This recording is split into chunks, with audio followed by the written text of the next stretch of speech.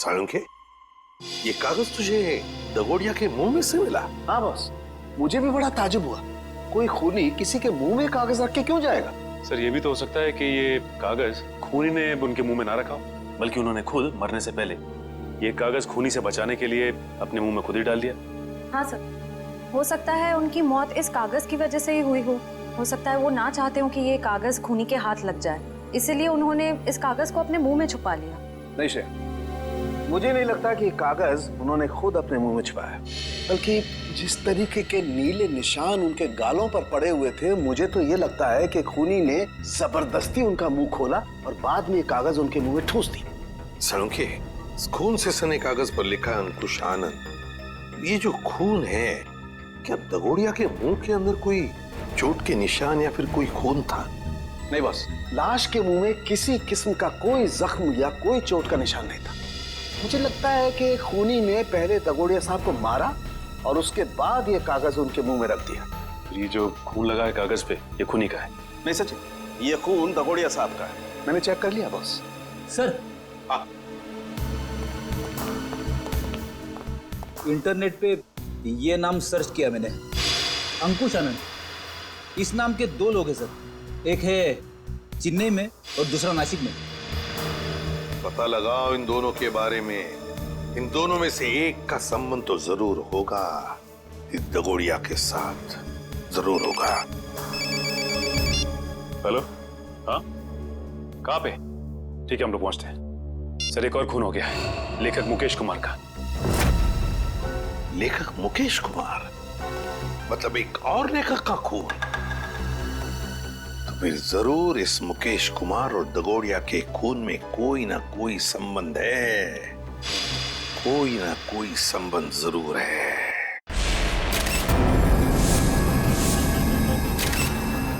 बड़ी बेरहमी से कत्ल किया इसका। सालुंखे सर, ये ग्लास बॉक्स एयर टाइट ही है? हाँ कामिल, किसी ने इस बेचारे को इस ग्लास बॉक्स में जबरदस्ती बंद कर दिया, और क्योंकि ये ग्लास बॉक्स एयर टाइट बंद है, इसलिए इस बेचारे को बिल्कुल हवा नहीं मिली, और ऑक्सीजन नहीं मिलने के कारण इस बेचारे का दम घुट गया और ये मर गया। हाँ सर, ये इसके हाथ पे लगे हुए जख्म और ये नाखूनों का निशान और इस पे लगा खून तो यही बताता है कि इन्होंने अपने आप को बचाने की बहुत कोशिश की। एक काम करते हैं, पहले इस लाश को बाहर निकालते हैं। Yes sir.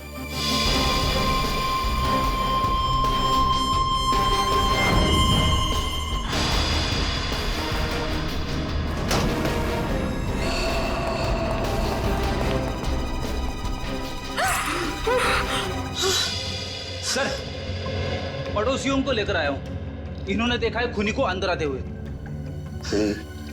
इन लोगों को क्राइम सीन पे लाने की क्या जरूरत थी? वहां पर भी तो रोक सकते हैं ना? जी कहिए, क्या देखा आप लोगों ने? सर, मैं घर की बालकनी में अखबार पढ़ रहा था, तभी मैंने देखा कि एक आदमी ट्रॉली में इस बॉक्स को रखकर घर के अंदर जा रहा है। ये ग्लास बॉक्स लेके जब वो घर के अंदर जा रहा था तो उसने हाथ में ग्लव्स पहने थे? नहीं सर, ग्लव्स नहीं पहने थे। अच्छा, ये आदमी अकेला था या फिर इसके साथ कोई और भी था? वो अकेला था। तुमने उसका चेहरा देखा?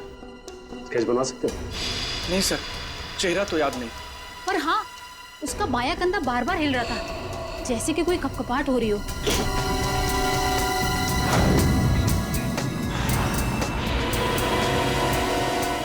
कैविन? Yes sir. एक मिनट।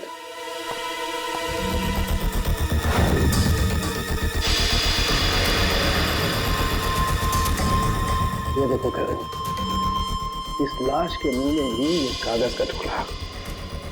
कहीं इस कागज के टुकड़े पे भी अंकुश आनंद का नाम तो नहीं लिखा? देखना पड़ेगा।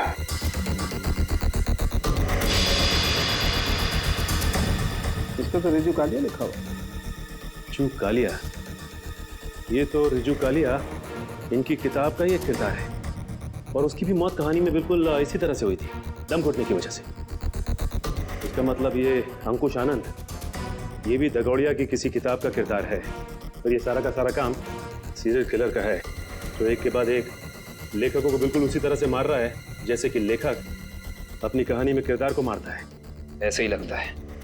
सालुंखे सर, ये ग्लास बॉक्स पे कोई फिंगरप्रिंट्स मिले अभी तक कि नहीं? अभी कागज ढूंढा यार, फिंगरप्रिंट्स अभी ढूंढना बाकी है।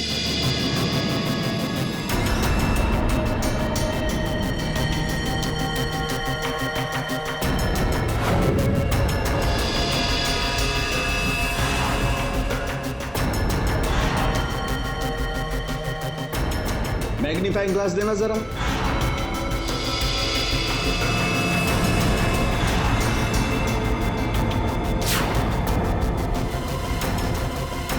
ये कैसे निशान है? कैसे निशान मतलब? डैडी, मैंने अपनी पूरी जिंदगी में उंगलियों के निशानों पर अंग्रेजी के अक्षर छपे हुए नहीं देखे। उंगलियों के निशानों पे अंग्रेजी के अक्षर? हाँ काबिल, दिखाता। जरा ग्लास दे। ये लीजिए।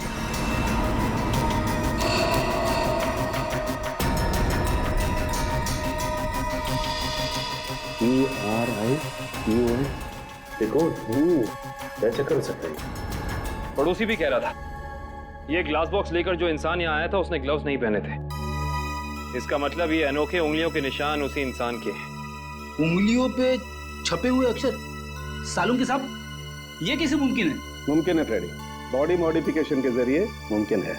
लेकिन सालून के साहब, अगर खूनी एक एक कदम फूक फूक के रख रहा है तो फिर उसने हैंड ग्लोव्स ना पहनने की गलती कैसे की? क्योंकि ये गलती नहीं है बल्कि जानबूझ के किया गया है। ये सीरियल किलर अपने हर खून पे अपना सिग्नेचर छोड़ रहा है इन अनोखे उंगलियों के निशान के जरिए। हाँ, और इस तरह के निशान हर आदमी अपनी उंगलियों पर बनवा भी नहीं सकता। और इस तरीके के निशान हर जगह बन भी नहीं सकते। इस शहर में ऐसे बहुत कम टैटू पार्लर हैं जहां इस तरीके का बॉडी मॉडिफिकेशन होता, बहुत कम।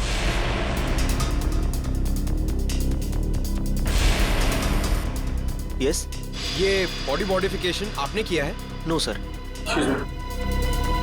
क्या आपने बनाया?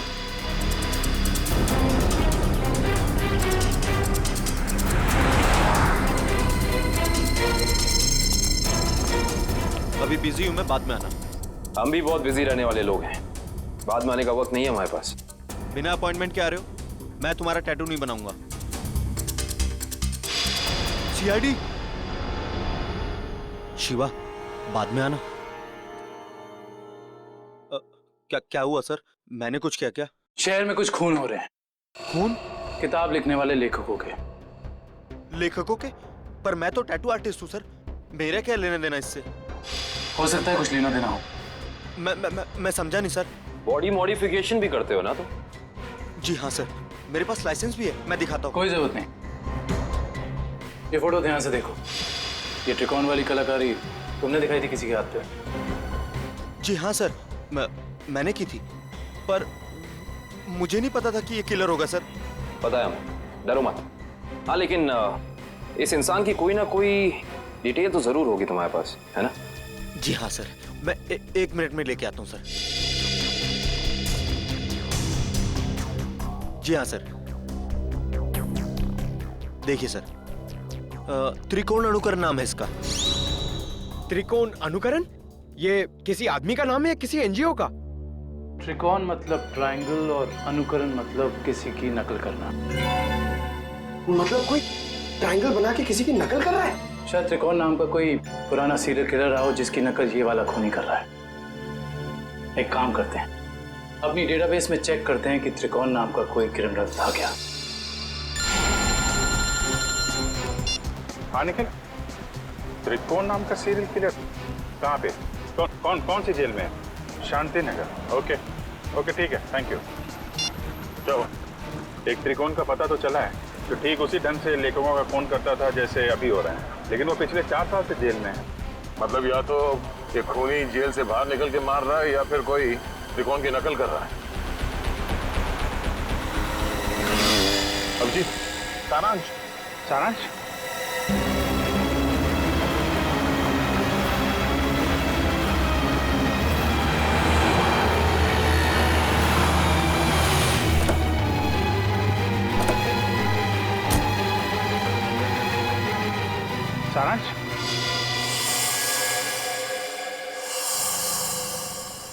नहीं अंकल, मैं तो अभिषेक हूँ।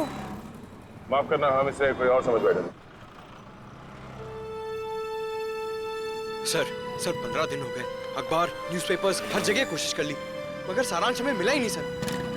मिलेगा पंकज, जरूर मिलेगा। मेरा दिल बोल रहा है सारांश हमें जरूर मिलेगा। सर, ये लोग सीआईडी से आए हैं। आइए आइए सर, मैं आप ही लोगों का इंतजार कर रहा था। त्रिकोण से मिल सकते हैं हम लोग? हाँ हाँ, क्यों नहीं।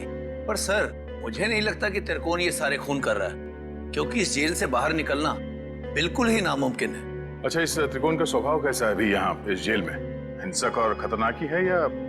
नहीं नहीं सर, ऐसा बिल्कुल भी नहीं है। वो तो बहुत ही शांत और सुलझा हुआ है। मैं तो खुद चाह रहा था कि सरकार से अपील करूं कि उसकी सजा माफ कर दी जाए। अब ये कोई संयोग तो नहीं हो सकता कि कोई उसकी नकल करके खून कर रहा है? हाल ही में कोई आया था उससे जेल में मिलने के लिए? नहीं सर, आप तो जानते हैं कि वो स्पेशल सेल में है, और स्पेशल सेल में बाहर वाला तो क्या, कोई जेल का कैदी भी उससे नहीं मिल सकता। चलिए जरा मिल लेते हैं।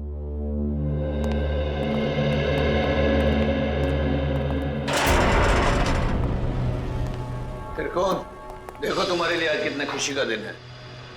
इतने सालों के बाद तुमसे सीआईडी वाले मिलने आए। क्या बात है जेलर साहब, आज आपका कानून मुझ पे इतना मेहरबान क्यों है? मेहरबान नहीं हुआ, बस ये समझ लो कि तुमसे ये पूछने आए कि जेल में बैठे बैठे तुमने दोबारा खून करना कैसे शुरू कर दिया। कमाल है आप लोगों का भी। इतने सालों से मुझे इस जेल में कैद करके रखा है, लेकिन शक करने की आदत आप लोगों की गई नहीं। तो फिर कौन है वो जो बाहर लेखकों के खून कर रहा है ठीक तुम्हारी तरीके से, और तुम्हारी तरीके से कंधे उचकाता है? कौन हो सकता है जो मेरी तरह खून कर रहा है? शायद तुम्हारा कोई परिवार वाला, कोई दोस्त या कोई रिश्तेदार। कोई नहीं है मेरा। बचपन अनाथालय में बीता है और जवानी जुर्म की सड़कों पर। तो तुम ये कहना चाहते हो कि तुम्हारे खून करने के तरीके के बारे में किसी और को मालूम नहीं है? किसी को नहीं। तुम्हें किसी पे शक है? देखो, जो कुछ मालूम है बता दो, शायद हम किसी की जिंदगी बचाने में कामयाब हो जाए। क्या आपकी मदद करने से मेरी सजा कम हो सकती है? वादा नहीं कर सकते, लेकिन अगर तुम्हारी मदद से हम उस नकलची खूनी को पकड़ लेंगे तो दरख्वास्त जरूर करेंगे सरकार से तुम्हारी सजा कम हो जाए। ठीक है, मुझे उम्मीद है कि आप अपने शब्द भविष्य में आगे जरूर याद रखेंगे। मुझे लगता है कि वो मेरे लेखन पढ़ के ठीक उसी तरह खून कर रहा है। तुम्हारा लेखन? हाँ, पढ़ते पढ़ते कभी याद ही नहीं रहा कि मुझे भी लेखन का शौक हो गया है, और मैं लिखने लगा। हर रोज रात को सोने से पहले मैं अपने विचार उस डायरी में व्यक्त करने लगा। मतलब मारने का प्लान, मारने का तरीका, उसका नाम, सब कुछ तुम उस डायरी में लिखते थे? जी हाँ, मुझे लगता है कि वो डायरी उसके हाथ लग गई और वो मेरे विचारों से प्रभावित होकर ठीक उसी तरह जुर्म के रास्ते पर आगे बढ़ चुका है। कहाँ रखी थी तुमने वो डायरी? अनाथालय में छोड़ आया हूँ अपने अतीत के वो पन्नों को। जी, मैं सुरेश बोल रहा हूँ, जी के नगर अनाथालय से। वो जो आप बच्चों की किताबें भेजने वाले थे। ठीक है, मैं शाम को आके ले लूंगा। हाँ जी, नमस्ते।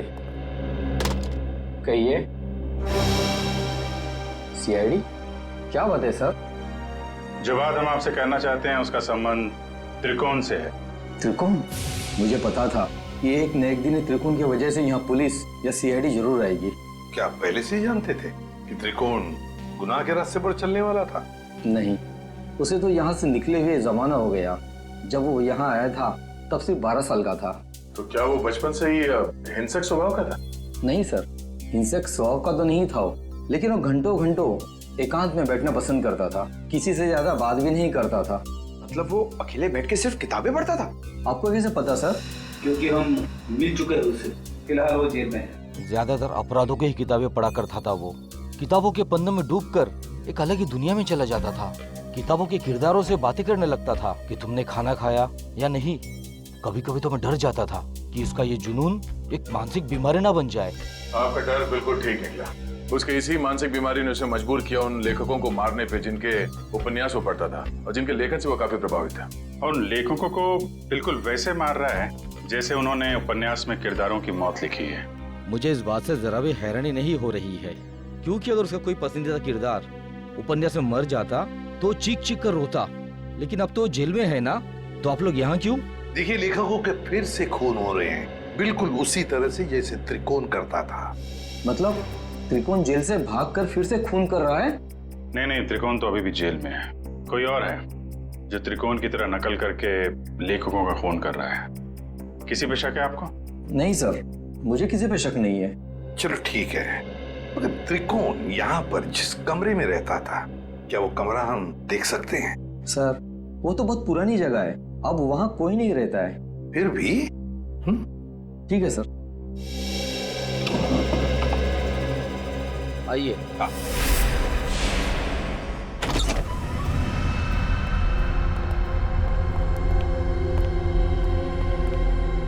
तो ये है त्रिकोण का कमरा।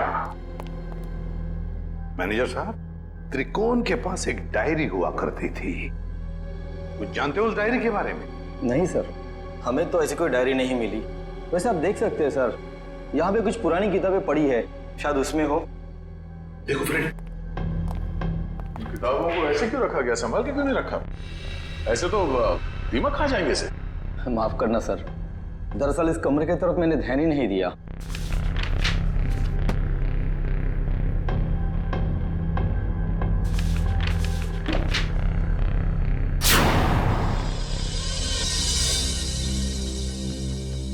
सर डायरी तो दिख नहीं रही। लेकिन मुझे कुछ दिख रहा है सर। क्या? सर ये ईंट देखिए दीवार पे, बिल्कुल अलग है। पूरी दीवार में जितनी ईंट है उससे अलग है। दया, जरा देख लो। सर वो केस याद है ना आपको, दीवार से लाशें निकलने वाला केस? कहीं इस केस में भी ऐसा ही कुछ? डायरी ढूंढ रहे हम, समझे? लाशें नहीं।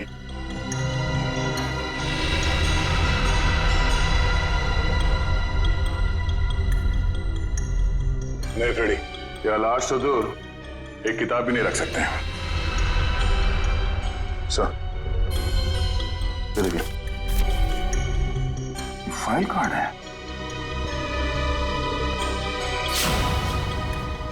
हाँ, त्रिकोण। मतलब वो नकलची खूनी डायरी निकाल के ले गया। अभिजीत, ये जरूर त्रिकोण के डायरी का कवर है। मतलब यहाँ जो भी आया था वो जानता था कि त्रिकोण ने अपनी डायरी कहाँ छुपा के रखी है। ये यहाँ त्रिकोण के बाद में कोई रहता था? हाँ सर, एक लड़का रहा करता था, सुंदर नाम था उसका। ये सुंदर बाद में भी कभी आया था यहाँ इस कमरे में? हाँ सर, आया था। महीने भर पहले वो मुझसे मिलने आया था और कुछ दिन यहाँ रहा भी हो, अपनी पुरानी यादें ताजा करने के लिए। अच्छा, सुंदर। सुंदर का पता तो होगा ना आपके पास?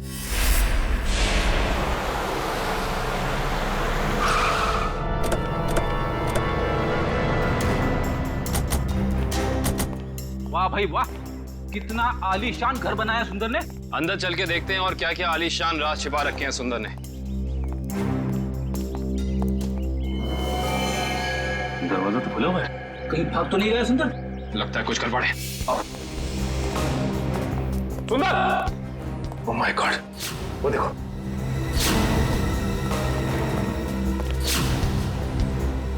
लगता है ये मर चुका है। गोली मारकर जान ली है इसकी, वो भी 3-3 गोलियां। खून भी गीला है, मतलब कातिल आसपास ही है, यहीं कहीं। गोली चलने की आवाज इस तरफ से, चल देखते हैं।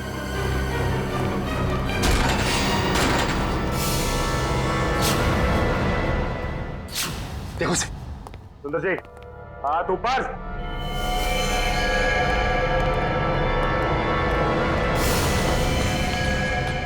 माय गॉड, खूनी बाहर है। दिव्या, विक्रम, पकड़ो उसे। लगता है ये हमें कुछ बताना चाहते हैं। हाँ कविंद।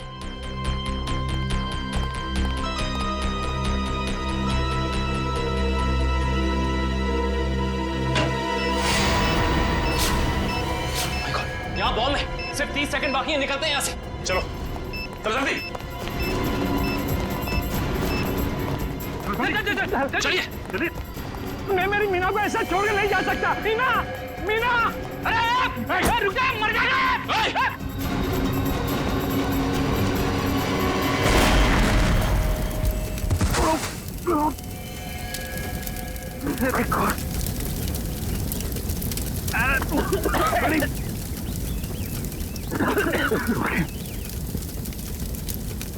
लगता है बीवी और नौकर के साथ साथ सुंदर जी भी मारे गए। सर आप लोग ठीक तो हैं सर? हाँ हम सब ठीक है। उस खूनी का क्या हुआ? सर वो निकल गया। निकल गया? वाह, मतलब तुम लोग समझ पाने से पहले ही ब्लास्ट हो गया। वो आदमी तुम्हारे हाथ से निकला और ब्लास्ट में मर गया। वाह। हाँ सर वो सुंदर की पत्नी और नौकर को तो पहले ही मार चुका था। बस वो यही चाहता था कि सुंदर भी मर जाए और हम ये केस बंद करते हैं। सचिन, तुम्हारे कहने का मतलब है कि सुंदर असली सीरियल किलर नहीं है? नहीं सर उस किलर को हमने भागते हुए देखा सर। हम लोग उसे पकड़ नहीं पाए। सर एक बात और, जब वो भाग रहा था तो अपने कंधे को बार बार झटक रहा था सर। असली किलर भागते हुए कंधे झटक रहा था। सुंदर असली किलर नहीं है। तो फिर ये असली त्रिकोण का अनुकरण करने वाला, उसकी कॉपी करने वाला त्रिकोण अनुकरण, ये जो भी कोई है जो हमें फंसाने की, गुमराह करने की कोशिश कर रहा है, इससे तो अब हम उसी की खुद के ही जाल में फंसा देंगे। हेलो, एक और खून? लेखक कुशल। ठीक है माता। लेखक कुशल का खून? ये त्रिकोण अनुकरण तो खून पे खून किए जा रहा है। लेकिन सर, ये त्रिकोण अनुकरण एक के बाद एक लेखकों को ही क्यों मार रहा है? वही तो फ्रेडी, वही तो। 3 लेखकों को मार चुका है ये त्रिकोण अनुकरण। जरूर इसके पीछे कोई ना कोई राज है, कोई ना कोई राज है जो असली त्रिकोण हमसे छुपा रहा है। सुंदर बॉम्ब ब्लास्ट में मारा गया? हाँ, और उसके बाद एक और लेखक कुशल का भी खून हो गया। अभी तो आप कह रहे थे कि सुंदर ही वो नकलची खूनी है। अगर सुंदर मारा गया तो फिर कुशल को किसने मारा? बंद करो ये ड्रामा, समझे? सुंदर के घर के बाहर जो मुजरिम भाग रहा था, वो भी अपने कंधे को वैसे ही झटक रहा है जैसे तू झटक रहा है। अब ये बताओ कि तुम इस जेल से बाहर जाते कैसे हो? हाँ? राज क्या है इसके पीछे? साहब कैसी बातें करते हैं आप हैं? आम जेल से कैदी का भागना इतना मुश्किल है, तो फिर आपको लगता है कि मैं इस खास जेल से इतनी पहरेदारी होने के बावजूद भाग सकता हूँ? तुम्हारे अनाथालय वाले कमरे में सुंदर के अलावा कोई और नहीं रहा था, तो वो डायरी किसी और ने कैसे पढ़ी? किसी ने वो डायरी पढ़ी या नहीं पढ़ी ये मुझे नहीं मालूम है, लेकिन मेरी डायरी में अगला नाम उस कुशल का था जिसे मैं मारना चाहता था। मतलब उस लिस्ट में किस किस के नाम है तुम्हें अभी भी याद है? जी मेरे पास लिस्ट है, आप चाहें तो मैं उसकी एक कॉपी दे सकता हूँ।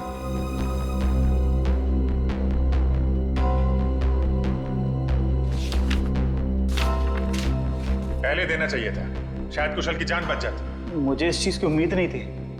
आशा करता हूँ कि आगे किसी और की जान नहीं जाएगी। दीपक, आखिरी नाम दीपक है। खून किया है तुमने, खून। मैंने किसी का खून नहीं किया। मैं तो एक मामूली सा लेखक हूँ। शेखर? भूल गए शेखर को?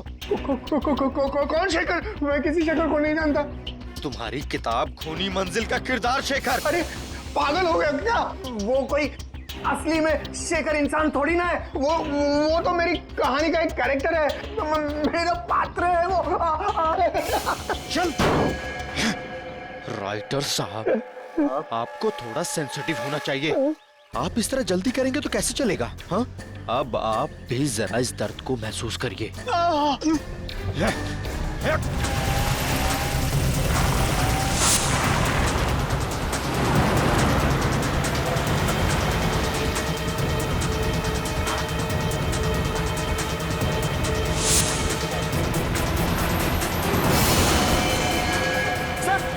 दीपक डाउन गाड़ी में।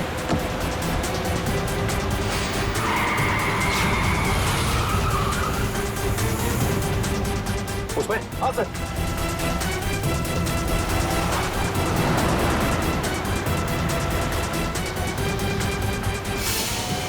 आज ये नकलची लंगूर हमारे हाथ से बचेंगे नहीं।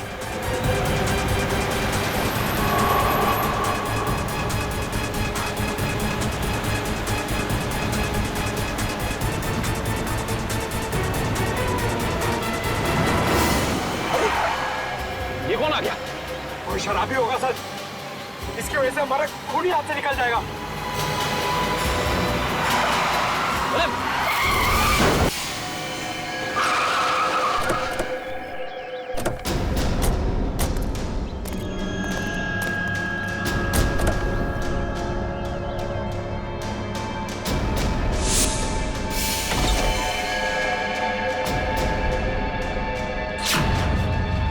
इनका तो बहुत खून भरा है। सर वो फोटोज कैसी है? फोटोज एक सेकंड।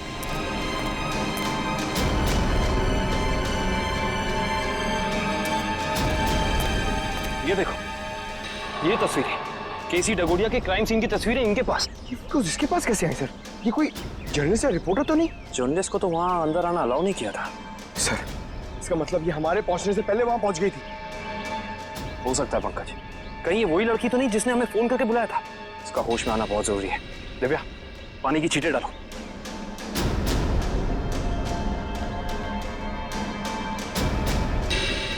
मैडम आप ठीक तो हैं? आप ठीक तो है ना? हाँ मैं ठीक हूँ। हम लोग सीआईडी से हैं। ये तस्वीरें आपके पास कहाँ से आई? देखिए मैडम, जो भी आपको पता है हमें सब साफ साफ बता दीजिए, वरना इन लेखकों के खून में आप फंस जाएंगे। देखिए सर, मैं तो डगोरिया साहब की असिस्टेंट हूँ। वो मेरी मदद कर रहे थे मेरा पहला क्राइम नॉवेल लिखने में, लेकिन उस दिन जब मैं उनके यहाँ पहुंची तो उनका खून हो चुका था। फिर मेरे दिमाग में एक आइडिया आया। मैंने सोचा कि क्यों ना मैं इस पे एक नॉवेल लिखूं।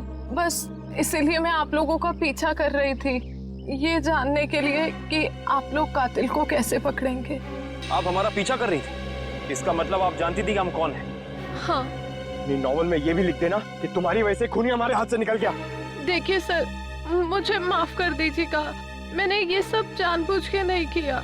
वो मेरी गाड़ी का ब्रेक अचानक फेल हो गया था, इसीलिए। सुनिए, अगर आपकी इस गलती की वजह से दीपक को अपनी जान गंवानी पड़ी ना, तो ये कानून आपको कभी माफ नहीं करेगा।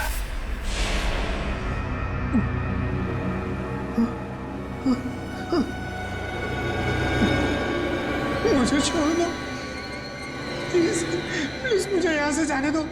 जाने ही तो दे रहा हूं तुझे। बहुत जल्द तू भी शेखर के पास पहुंच जाएगा। इसी तरह कुर्सी पर बांधकर मौत दी थी ना तूने उसे, अब तोहफे में तुझे भी यही मौत मिलेगी। बस थोड़ा सा इंतजार। इस मौत के उपन्यास का लेखक रचयिता भी आ रहा है तेरा साथ देने के लिए। त्रिकोण। सर जेलर साहब अंदर नहीं है। जरा बुलाओ उन्हें, हमें त्रिकोण से मिलना है। सर जेलर साहब तो त्रिकोण को लेकर हॉस्पिटल गए हैं, उसे अचानक से दिल का दौरा आया है। दिल का दौरा? कौन सा हॉस्पिटल लेके? अरे आप लोग? त्रिकोण कहाँ है? आईसीयू में है। क्या बात हो गई? झूठ बोलता है वो हमसे। अब भी कुछ है जो हमसे छुपा रहा है। चलिए दिखाइए। आइए।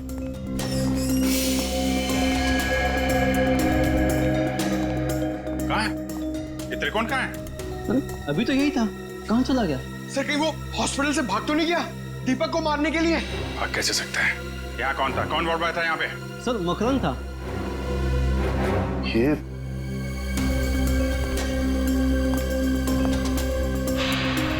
अभिजीत, तो बेहोशी की दवाई है। अभिजीत ये देखो, मकरंद का पैर नीचे गिरा पड़ा है। ये बेहोशी की दवाई कहीं मकरंद को कुछ हो तो नहीं गया? नहीं सर, अभी कुछ देर पहले ही देखा मैंने उसे। किसी मरीज को हॉस्पिटल के बाहर लेके जा रहा था वो। ये मकरंद अभी वापस आएगा? नहीं सर, उसकी ड्यूटी खत्म हो गई। इसमें कहाँ मिलेगा वो? सर दारू के ठेके पे। अच्छा, तो ये है मकरंद जी। हाँ सर, ये बार में बैठ के अपने दोस्तों के साथ शराब पी रहा था और अपने जुर्म के किस्से चटकारे लेकर सुना रहा था सर। तो हमने सोचा क्यों ना इसे ब्यूरो में ले चले, इसकी अच्छी तरह से खातिरदारी करें। वाह वाह वाह सचिन, ये तुमने बहुत अच्छा काम कर दिया। क्यों मकरंद जी, अब हमें भी सुनाओगे ना अपने कारनामों की कहानियां? क्यों, बताओ। साहब मुझे 1 लाख रुपए दिए गए थे उस मरीज को अपने वार्ड से बाहर लाकर गाड़ी में बिठाने के लिए। क्या? हाँ साहब। 1 लाख रुपए के लिए अपने आप को बेच दिया तुमने? किसने दिए थे पैसे तुम्हें? साहब ये मत पूछे, अगर उसे पता चला कि मैंने उसका नाम बता दिया तो वो मुझे। अच्छा, तो तुम्हें क्या लगा हम तुम्हें ऐसे ही छोड़ेंगे?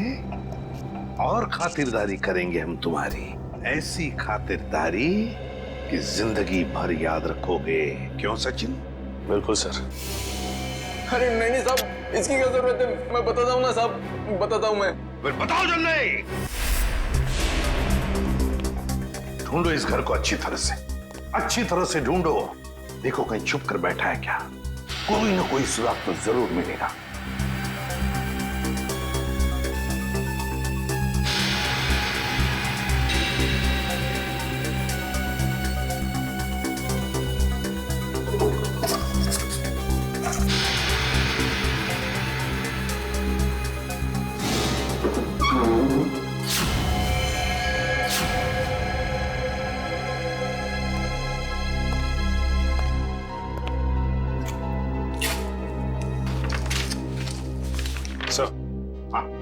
ये देखिए सर, ये कैबिनेट के पीछे कुछ रखा हुआ था।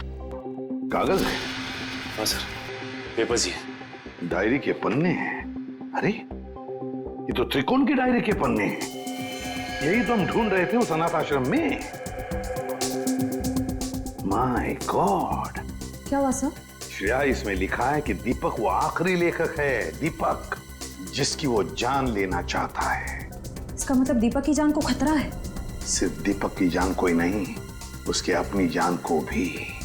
क्योंकि दीपक को मारने के बाद लगता है उसकी जिंदगी का मकसद पूरा होता है और फिर वो अपनी जान खत्म करना चाहता है। मतलब सर, इस नकलची खूनी ने त्रिकोण को सिर्फ इसलिए अगवा किया हॉस्पिटल से ताकि वो उसे मार सके, और फिर वो उन दोनों को वहीं पे मारेगा सचिन, वहीं पे मारेगा जहां से लेखन शुरू हुआ है, उस अनाथ आश्रम में, उस अनाथ आश्रम के कमरे में। ये ठीक नहीं है, इसका अंजाम बहुत बुरा होगा। तुम्हें अंजाम की फिक्र कब से होने लगी त्रिकोण? और ये सारा खेल तो तुमने ही रचा था। मैं तो बस इसे इसकी मंजिल तक पहुंचा रहा हूँ। मुझे अपने द्वारा रचे इस गुनाह की गहराई का अंदाजा हो गया है। हम दोनों को मारकर भी तुम्हें वो शांति नहीं मिल सकती जिसके लिए मैंने इतने खून किए।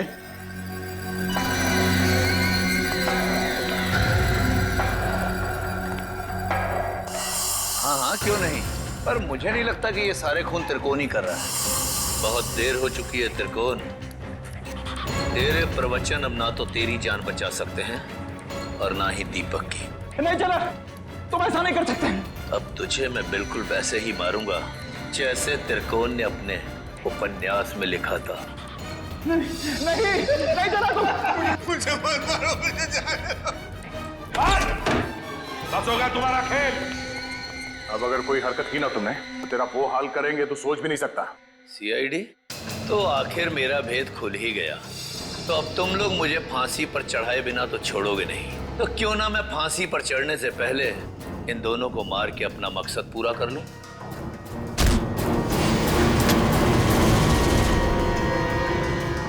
जेलर साहब उर्फ त्रिकोण अनुकरण बहुत झोंक लिया दुनिया की आंखों में धूल। आगे की कहानी हम तुमसे ही सुनेंगे। बताओ जल्दी, क्यों मारा तुमने? मैं जानता था मेरे लेखन में वही आकर्षण है, वही शक्ति है जो उन लेखकों के लेखन में थी जिनका मैंने खून किया। और इसीलिए त्रिकोण ने मुझे इसके अनाथालय भेजा ताकि इसकी डायरी के बहाने मैं इसका लेखन पढ़ सकूं और इसका फैन हो जाऊं, और ऐसा फैन हो जाऊं कि ये मुझसे जो चाहे वो करवा सके। जेलर साहब को फैन बनाने का मेरा सिर्फ और सिर्फ एक ही इरादा था, ताकि मैं अपनी सजा कम करा सकूं। इसलिए मैंने अपने हिसाब से इन्हें खून करने पर मजबूर किया ताकि मैं आप लोगों की मदद से सुंदर को पकड़वा सकूं और अपनी सजा कम करा सकूं। और सुंदर को बलि का बकरा बनाने के बाद मुझे इस बात का अंदेशा हुआ कि त्रिकोण का सपना कभी पूरा नहीं होगा। इसके लिए कुशल, दीपक और त्रिकोण की जान लेना भी जरूरी है। तो मैंने त्रिकोण के खाने में एक दवा मिला दी जिससे इसको दिल का दौरा पड़े, और फिर मैं इसे अस्पताल से अगवा करके इसको इसकी मंजिल तक पहुंचा सकूं। अगर सीआईडी को सुंदर की लाश मिल गई तो शायद वो सीरियल किलर को ढूंढना बंद कर दें, मगर फिर त्रिकोण के उस सपने का क्या होगा? उन सब लेखकों को मार के मोक्ष प्राप्त करने का सपना? नहीं, मैं पूरा करूंगा त्रिकोण का वो सपना। मैं त्रिकोण को गुमराह होने नहीं दे सकता। उन सब लेखकों को मैं मारूंगा और फिर उसके बाद त्रिकोण को भी मैं जिंदगी की जंजीरों से मुक्त कर दूंगा, जैसा कि वो चाहता है। सुंदर के मरने के बाद आप लोग कुशल की मौत की खबर लेकर आए तो मैं समझ गया ये जेलर किसी को नहीं छोड़ेगा, एक एक करके सबको मार देगा और अंत में मुझे मार देगा। तो और क्या करता? तुम्हारे लेखन में कशिश इतनी है। फिर मैं समझ गया अगर मुझे बचना है तो उसका सिर्फ एक ही रास्ता है, सीआईडी को तुम तक पहुंचाना, दीपक के घर। वाह रे वाह, कानून का रखवाला, वाह। और ऐसा घिनौना काम, एक मुजरिम का साथ दिया तुमने। मैं जानता था कि सीआईडी कभी ना कभी पूरा सच जान लेगी, मगर मैं क्या करता? इसके लेखन के आगे मैं बेबस हो गया था और इसके शब्दों के माया जाल में मैं एक खूनी बन गया, एक सीरियल किलर। चुप! बकवास, बकवास है सब। तुम दोनों ने मिलकर कितने सारे मासूम लोगों की जानें ली। तुम्हें तो जीने का कोई हक ही नहीं। कानून तो तुम दोनों को फांसी ही देगी। विकी, मैंने कहा ना तुमसे, मेरी सारी मीटिंग्स कैंसिल कर दो। हाँ, दिल्ली वाली मीटिंग भी। मैं बहुत ही बड़ी मुसीबत में फंस गया हूँ, मैं घर से बाहर नहीं निकल सकता हूँ। अजीब मुसीबत है, पैसा कम हो तो गरीबी परेशान करती है और जब पैसे ज्यादा आ जाते हैं तो इनकम टैक्स वाले साथ आते हैं। ये तो अच्छा हुआ मुझे पता चला कि रेड पड़ने वाली है, नहीं तो पता नहीं क्या हो जाता। हाँ, कैसे भी करके सारा पैसा मुझे घर से बाहर लेके जाना है और उसके बाद मैं शहर से कहीं दूर छुट्टियां मनाने चला जाऊंगा। ठीक है, मैं बाद में तुमसे बात करता हूं।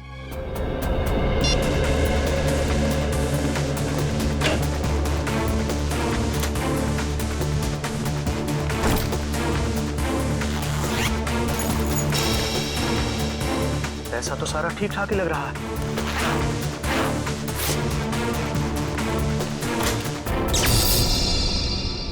अरे, ये लाइट कैसे चली गई? ऐसे तो कभी जाती नहीं है लाइट।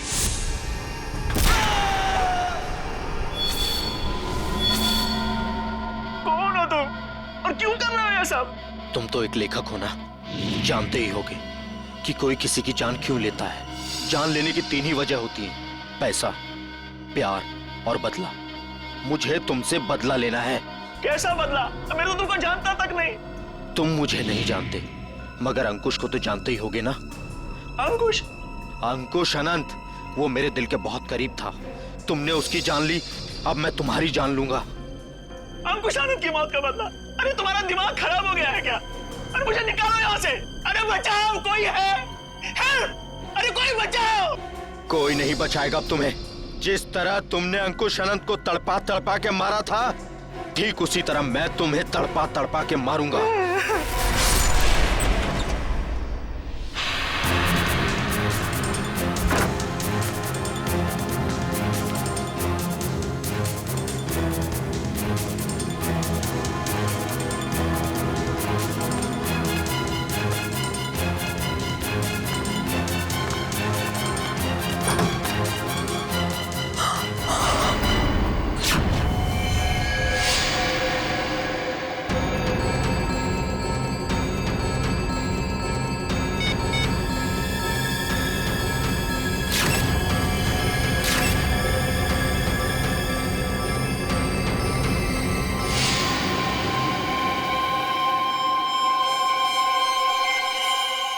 ये क्या है? चाकू।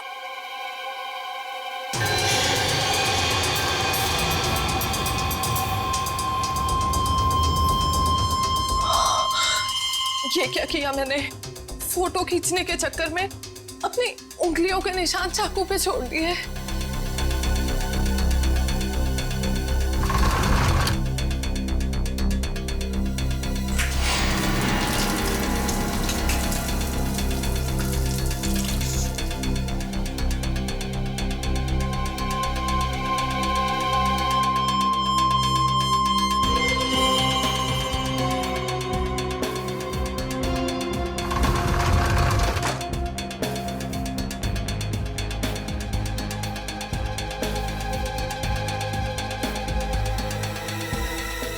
अभी बाहर के पब्लिक फोन से सीआईडी को फोन कर देती हूँ।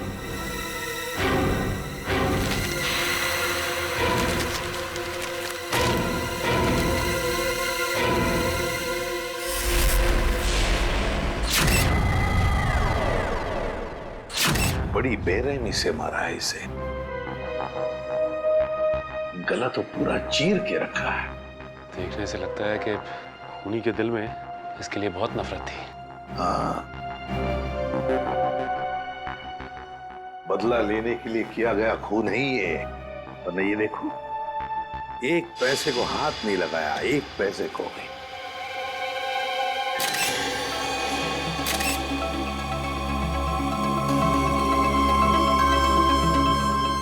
सर, हाँ, सर ये देखिए, ये चाकू वहां बेड के पास पड़ा हुआ था। सर, इस चाकू पे तो जरा भी खून नहीं लगा हुआ है, बिल्कुल साफ है। श्रेया, स्प्रे मार के देखो जरा। सर,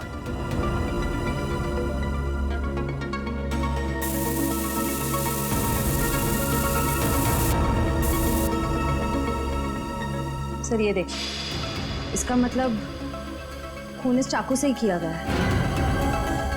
रंग बदल गया, मतलब चाकू पर खून है। खून इसी चाकू से किया गया है। सर एक बात समझ में नहीं आ रही, खूनी ने चाकू को साफ करके यहीं क्यों छोड़ दिया? वो इसे अपने साथ भी तो ले जा सकता था। बिल्कुल, चाकू यहीं पर छोड़ के क्यों गया वो, और वो भी साफ करके? कोई ना कोई तो वजह जरूर है। सर, हाँ, दगोड़िया जी का मैनेजर आ गया। आ गया? जी सर। ठीक है सचिन, बॉडी को फॉरेंसिक लैब भेजने का बंदोबस्त करो। इस मैनेजर से मिलता हूं।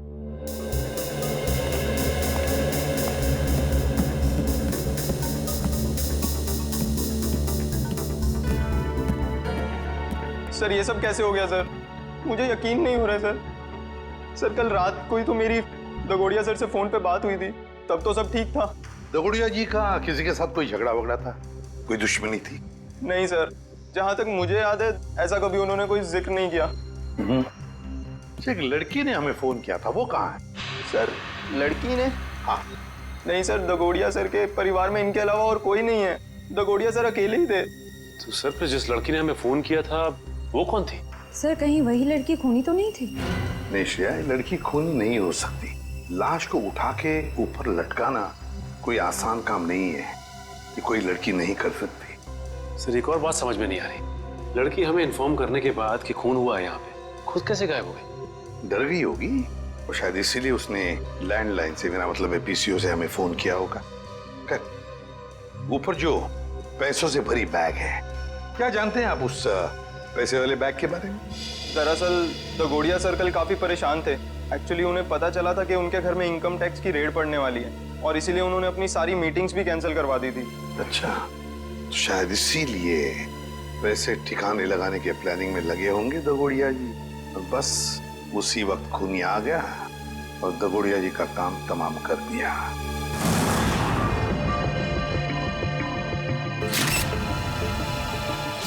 एक मिनट, ये देख रहे हो इसके गाल पर ये नीला नीला निशान? हाँ सर। ये देखो, ये निशान दोनों तरफ। ये कोई जहर का चक्कर तो नहीं? हो सकता है सर, लेकिन वैभव ऐसा लगता है जैसे ये उंगलियों का निशान है। कहीं ऐसा तो नहीं है कि खूनी ने इसका मुंह दबाने की कोशिश की हो? इसे देख के तो ऐसा ही लग रहा है सर। पर क्यों? कहीं ऐसा तो नहीं कि खूनी इसका मुंह खोलना चाहता हो सकता है। इसका मुंह देखना चाहिए खोल के।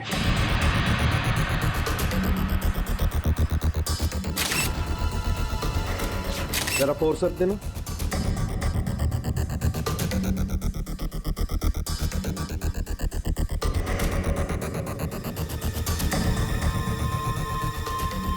ये देखो, इसके मुंह में ये कागज का टुकड़ा, क्या हो सकता है ये?